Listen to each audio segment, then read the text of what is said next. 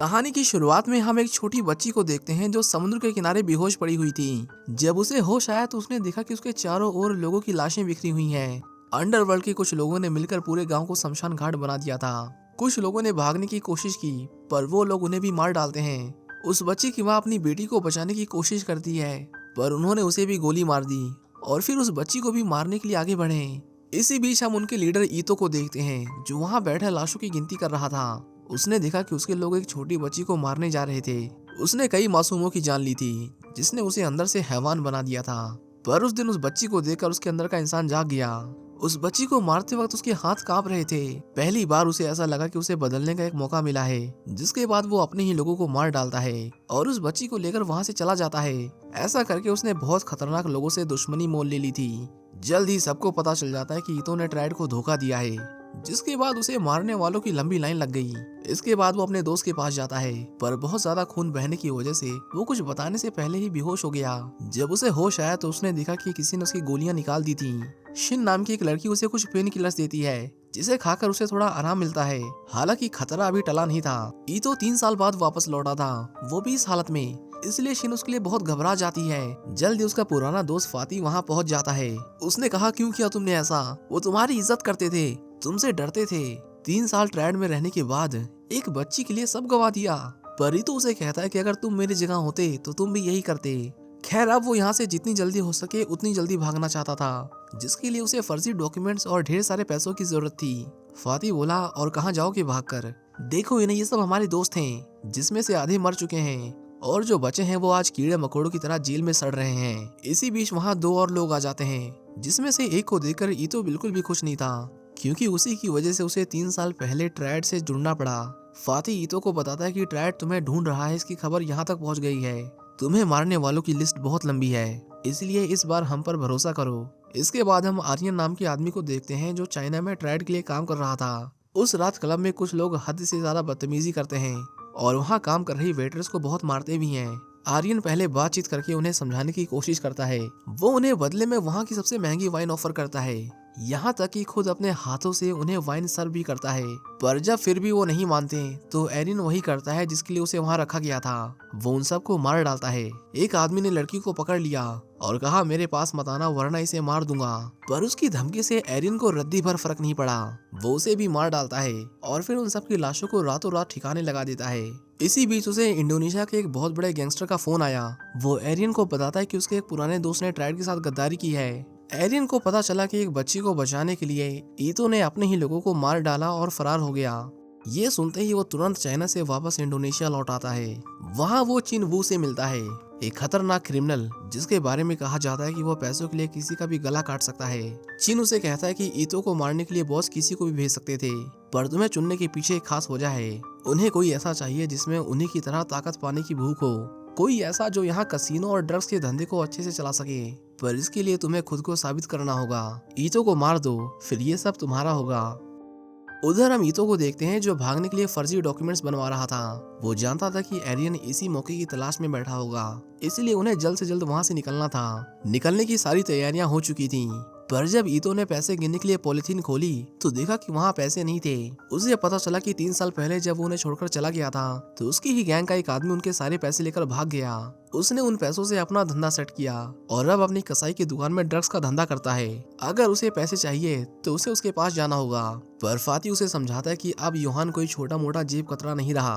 अगर तुम वहाँ जा रहे हो तो संभल के जाना। योहान तुम्हें मारने से पहले 1 सेकंड भी नहीं सोचेगा। इसके बाद ईतो योहान की बुचर शॉप पर जाता है। उसने काउंटर पर पड़ी घंटी बजाई, जिसे सुनकर योहान बाहर आता है और पूछता है, आपको क्या चाहिए? पर उसने जैसे ही चश्मा पहना उसने देखा कि उसके सामने ईतो खड़ा था। ईतो बोला, मैं अपने पैसे लेने आया हूँ।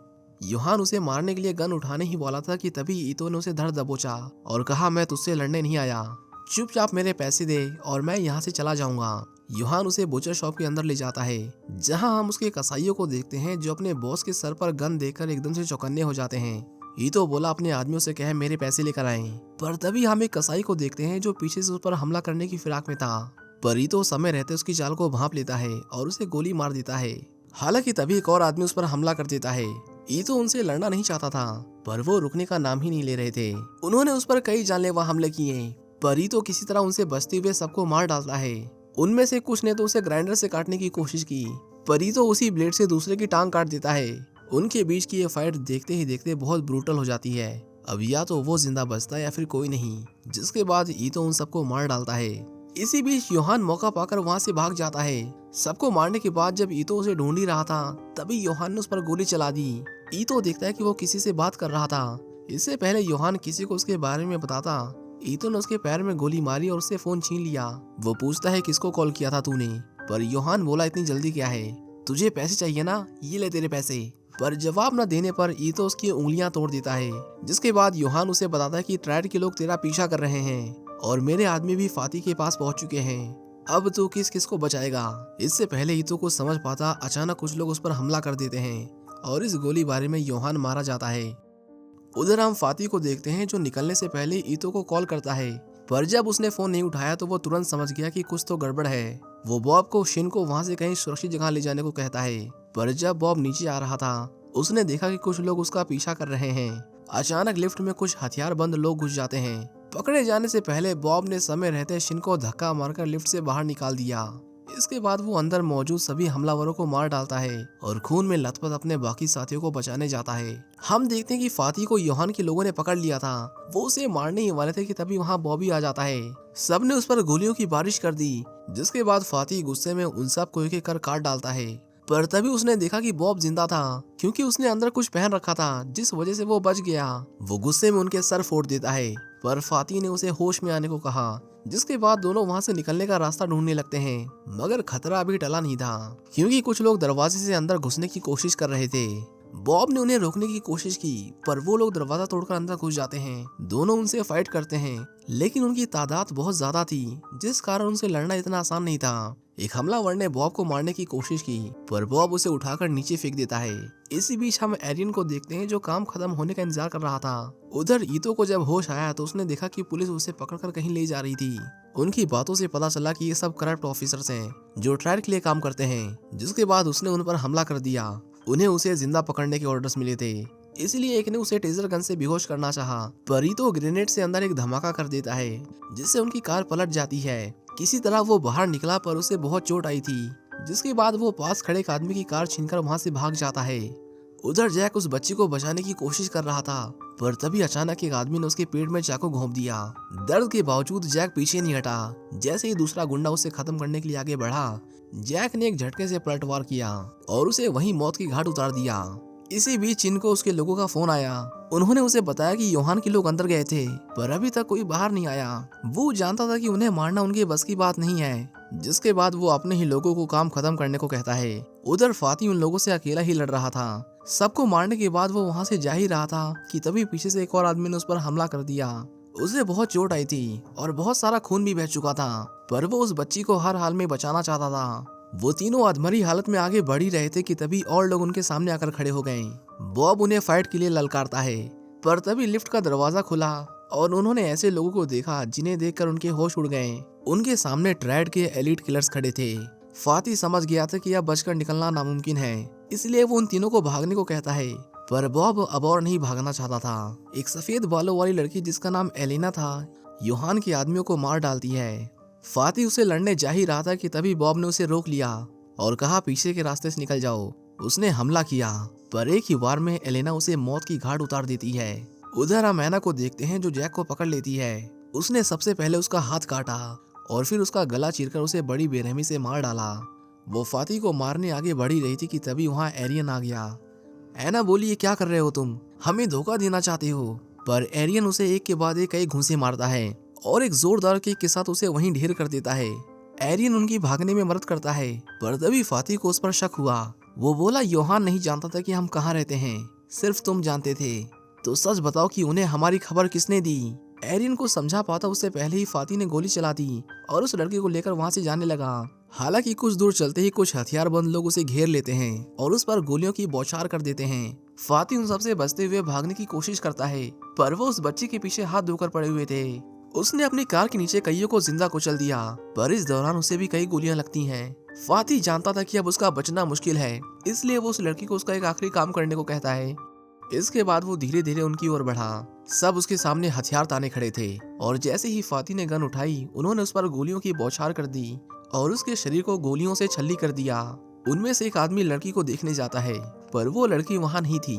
इतनी गोली लगने के बाद भी फाती की सांसें अभी भी चल रही थीं। वो एक आखिरी गोली उनके सर में उतारने ही वाला था कि तभी अंधेरे में छुपी एक अनजान लड़की उन सबको गोली मार देती है। वो देखती है कि फाती मर चुका था, पर तभी उसने पुलिस सायरन की आवाज सुनी, जिसके बाद वो वहाँ से भाग गई। ईतो जब वापस लौटा तो उसने देखा कि उसके सभी साथी मारे जा चुके थे। उसे लगा उन लोगों ने उस लड़की को भी मार दिया होगा, लेकिन ऐसा नहीं था। मरने से पहले फाती ने उसे पास खड़ी दूसरी कार के नीचे छुपा दिया था, जिसकी वजह से उसकी जान बच गई। दोनों तुरंत वहाँ से निकल जाते हैं और ईतो शिन को फोन करके बताता है कि सब कुछ खत्म हो चुका है, अपना फोन फेंक दो और यहाँ से बहुत दूर चली जाओ। इसके बाद ईतो उस लड़की को एक सुरक्षित जगह लेकर जाता है। वहाँ पहुंचकर उसने चारों ओर कांच के टुकड़े तोड़कर फर्श पर बिखेर दिए, ताकि अगर कोई अंदर घुसने की कोशिश करे तो उसे तुरंत पता चल जाए। ईतो उस लड़की से उसका नाम पूछता है, जिस पर वो लड़की उसे अपना नाम रीना बताती है। वहीं दूसरी ओर हम एरियन को देखते हैं, जो अभी तक जिंदा था, क्योंकि उस दिन फाती ने उस पर गोली नहीं चलाई थी। इसके बाद वो चिन से मिलने जाता है, जो उससे बहुत ज्यादा नाराज था। एलेना उसे जान से मारना चाहती थी, पर चिन ने उसे रोक लिया और बोला आने दो उसे।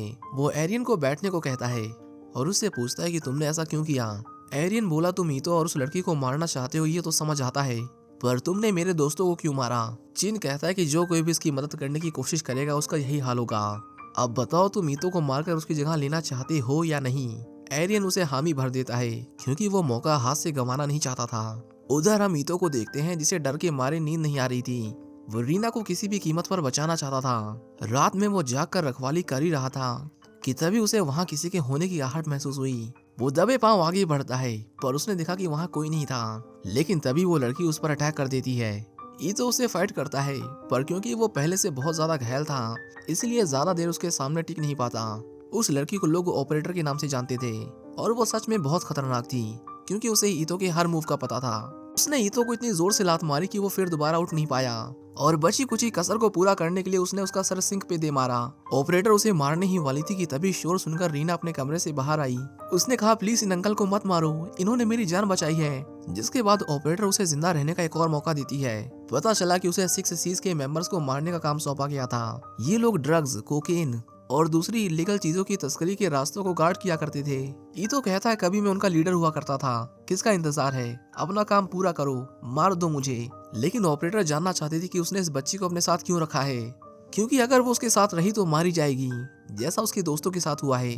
पर उसके मुंह से अपने दोस्तों के बारे में सुनकर ईतो को गुस्सा आ जाता है, पर ऑपरेटर उसे एहसास दिलाती है कि वो सब उसकी गलती की वजह से मरे हैं, और एक जो बचा है जिसे वो अपना भाई मानता था, वो भी उसकी जान के पीछे पड़ा है।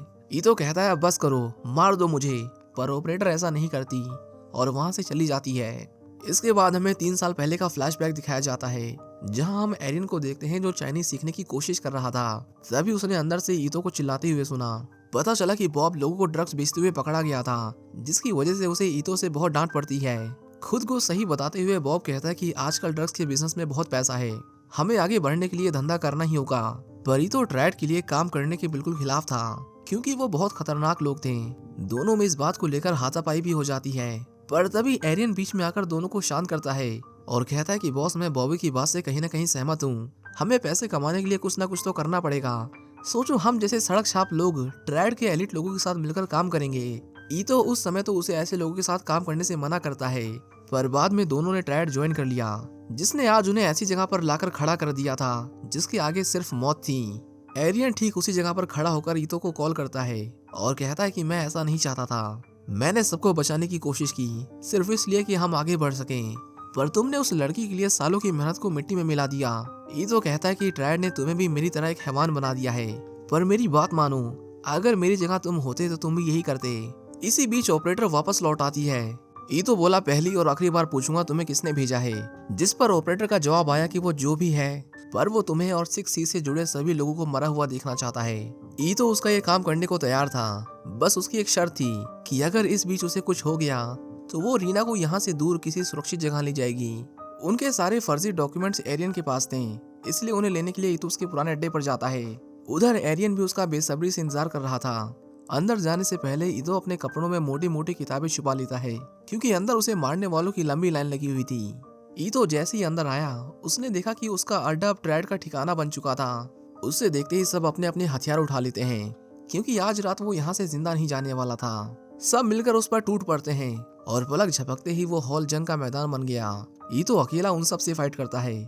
किसी की उसने गर्दन काट दी तो किसी की उसने एक ही झटके में रीढ़ की हड्डी तोड़ दी, पर उस पर इनाम इतना बड़ा था कि कोई रुकने का नाम ही नहीं ले रहा था। इसके बाद ईतो के हाथ जो लगा उसने उसी को हथियार बना लिया और सबको बेरहमी से मौत की घाट उतार दिया।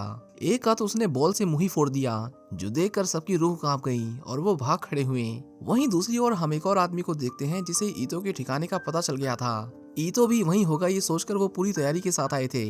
इसी बीच वहाँ एना और एलेना भी आ जाती है। वो आदमी बोला हमारे साथ चलो, दोनों मिलकर उसे मारेंगे, पर ये लड़कियां झुंड में शिकार करने वालों में से नहीं थीं, इसलिए वो उसके साथ नहीं जाती। सब मिलकर उन दोनों का मजाक उड़ाते हैं, पर जल्द ही उनकी हंसी उड़ गई, क्योंकि जैसे ही लिफ्ट का दरवाजा खुला ऑपरेटर उन सबको गोलियों से भून देती है। आखिर में उसने अंदर एक ग्रेनेड फेंका जिसके धमाके से बचे हुए लोग भी मारे जाते हैं। आवाज सुनकर और लोग ऊपर आते हैं, पर ऑपरेटर ने उनके स्वागत के लिए दीवारों पर डायनामाइट लगा रखे थे। सब एक एक करके फट गए और पल भर में पूरी बिल्डिंग मलबे के ढेर में बदल गई। उधर हम ईतो को देखते हैं जिसकी लड़ाई खत्म होने का नाम ही नहीं ले रही थी। एक के बाद एक गुंडे मवाली उस पर हमला किए ही जा रहे थे, मानो शहर के सारे गुंडे बस उसे ही मारने आए हो। हालांकि कोई उसका बाल भी बांका नहीं कर पाता। ने और लोगों को आता देख जमीन पर पेट्रोल गिरा दिया और जैसे ही उनका उस पर पैर पड़ा वो गोली चलाकर वहां आग लगा देता है, जिसमें जलकर सभी लोग मारे गए। एरियन उसका बेहद बेसब्री से इंतजार कर रहा था, पर तभी उसने एक स्नाइपर को देखा जो एक ही गोली में ईतो का काम तमाम करने आई थी। इसी बीच एलेना और एना उस बच्ची को मारने जाती हैं, पर तभी ऑपरेटर उनके रास्ते में आकर खड़ी हो गई। पर ऑपरेटर ने पीछे हटने से मना कर दिया और कहा अगर किसी ने इस बच्ची को हाथ भी लगाया तो जिंदा नहीं बचेगा। एलेना सबसे पहले उस पर हमला करती है और फिर एना भी तेजी से उस पर झपटती है, पर ऑपरेटर भी किसी से कम नहीं थी। उन दोनों ने उसे मारने में अपनी पूरी ताकत झोंक दी, पर ऑपरेटर अकेली उन दोनों पर भारी पड़ रही थी। इसके बाद एना अपना धारदार हथियार निकालती है और उसे उसका गला काटने ही वाली थी कि तभी ऑपरेटर ने बीच में चाकू लाकर उसे ऐसा करने से रोक लिया। एलेना उसे मारने के लिए आगे बढ़ी, पर उससे लड़ते वक्त ऑपरेटर एना को उसी के वायर में लपेटकर खत्म करने की कोशिश करती है और आखिर में उसने उसे एक एसी से बांधकर उस एसी को नीचे फेंक दिया, जिस कारण एना खींचते हुए उन तारों में बुरी तरह उलझ जाती है, जिससे उसकी गर्दन कट गई और वो मारी गई। अब सिर्फ एलेना और ऑपरेटर ही बची थी। एलेना उस पर एक के बाद एक कई जानलेवा हमला करती है, पर ऑपरेटर बहुत स्ट्रांग थी। अपनी एक उंगली कटने के बाद भी वो टिकी रही और उसके हर हमले के जवाब में जबरदस्त पलटवार करती रही। एलेना खुश होती है कि उसने उसे मार दिया, पर तभी उसने देखा कि उसका पेट फट गया है। आखिर में ऑपरेटर उसके हाथ को चीरते हुए उसके गले में चाकू घुसा देती है, जिससे एलेना जमीन पर गिरकर तड़पते हुए मर गई। उधर ईतो जल्दी से अपनी बॉडी से सारी किताबें निकालता है और आगे बढ़ने लगता है। वो स्नाइपर उसे गोली मारने ही वाली थी कि तभी एरियन पीछे से उस पर हमला कर उसे मार डालता है। ईतो उसके पास आया और उसके सर पर बंदूक रखते हुए पूछा कि मेरे और उस बच्चे के डॉक्यूमेंट्स कहाँ हैं। एरियन कहता है मैंने तुम्हारी जान बचाई है और तुम मेरा इस तरह से शुक्रिया अदा कर रहे हो। ईतो गन फेंकते हुए बोला अब इसे यहीं खत्म करते हैं, मुझे और उस लड़की को जाने दो, वादा करता हूँ मेरी शक्ल दोबारा कभी नहीं देखोगे। पर एरियन उसे ऐसे ही नहीं जाने देने वाला था। वो बोला जानते हो तुम्हारे बाद 6 सीज में तुम्हारी जगह कौन लेगा। ये सुनते ही ईतो बोला तुम भी वही गलती कर रहे हो जो मैंने 3 साल पहले की थी, जिन तुम्हें बेवकूफ बना रहा है। मेरी बात मानो 6 सीज में सिर्फ मौत है। पर ताकत के नशे में चूर एरियन उसकी एक नहीं सुनता और उसे एक जोर की लात मारता है। ईतो उसे रोकने के लिए आगे बढ़ा, पर एरियन उसे उठाकर नीचे पटक देता है और उसे एक जोर का मुक्का मारता है। ईतो उसे मारना नहीं चाहता था क्योंकि दोनों कभी अच्छे दोस्त हुआ करते थे, पर एरियन की सोच उससे बिल्कुल अलग थी। वो हमेशा से उसकी जगह लेना चाहता था। वो ईतो पर एक के बाद एक कई मुक्के बरसाता है और अपने आखिरी वार में उसने उसके मुंह पर एक जोर का पंच मारा, जिससे ईतो जमीन पर गिर पड़ा। पर वो कोई जवाबी हमला नहीं करता। ईतो उसे समझाने की काफी कोशिश करता है, पर वो उसे लड़ने के लिए मजबूर कर रहा था। आखिर में वो भी जवाबी हमला करता है, पर एरियन उसके हर वार से बच जाता है। दोनों में फाइट इतनी लंबी चले कि आखिर में दोनों बुरी तरह थक गए, पर उसके बाद भी दोनों लड़ते रहते हैं। एरियन ने उसका जबड़ा तोड़ने की कोशिश की, पर वो ऐसा कर पाता उससे पहले ही ईतो ने उसकी टाई खींचकर उसका गला दबा दिया। दोनों बुरी तरह घायल थे, पर अब ये लड़ाई उनमें से किसी एक की मौत पर ही खत्म होती। एरियन उसे उठाकर एक लोहे के पिलर पर दे मारता है। उससे लड़ते वक्त ईतो के हाथ में चोट लग जाती है और जब एरियन ने उसे मारने की कोशिश की तो उसके पैर में चोट लग गई, जिससे वो लंगड़ाने लगा। ईतो उसे उठाकर पास रखे कटर के पास ले जाता है और मशीन चालू कर देता है। एरियन ने उसे मारने के लिए औजार उठाने की कोशिश की, पर ईतो उसे ऐसा नहीं करने देता। इससे पहले उसकी खोपड़ी बीच से कटकर आधी हो जाती, एरियन ईतो के पेट में स्क्रू ड्राइवर घुसा देता है।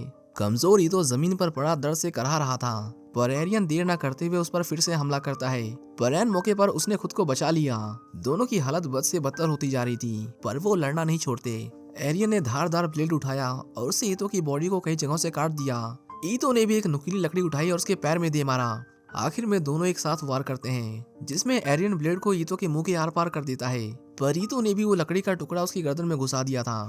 खून से लहूलुहान ईतो उसके गले को चीर देता है, जिससे उसका खून पानी की तरह बहने लगा। ईतो चाहता तो उसे मार सकता था, पर वो ऐसा नहीं करता और कहता है कि देखो जरा खुद को, उन लोगों ने तुम्हें क्या बना दिया है। निराश होकर ईतो वहां से जाने लगता है और पीछे मुड़कर भी नहीं देखता।